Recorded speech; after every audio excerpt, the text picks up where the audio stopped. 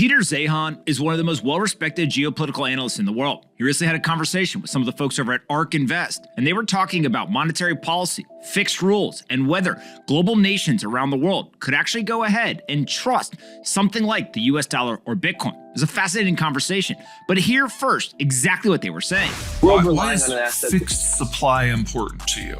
It wouldn't have to be a fixed, instead just a predictable and unchanged, as in, you know what the rules of the game are. Fair enough. Okay. How would this influence the geopolitical environment if every country could trust that this was kind of the reality? Well, I think you just described the dollar.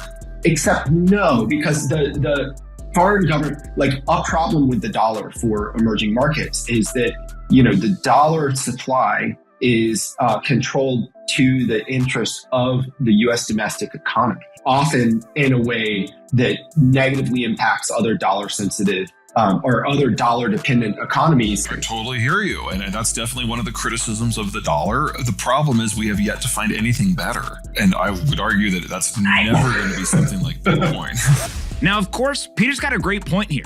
The US dollar was that monetary policy that everyone could trust. The US said, here's what we're going to do, and the US did exactly what they said they were going to do. And that served us well for decades and decades. That's why the US dollar has been the global reserve currency, and so many different people around the world continue to use it.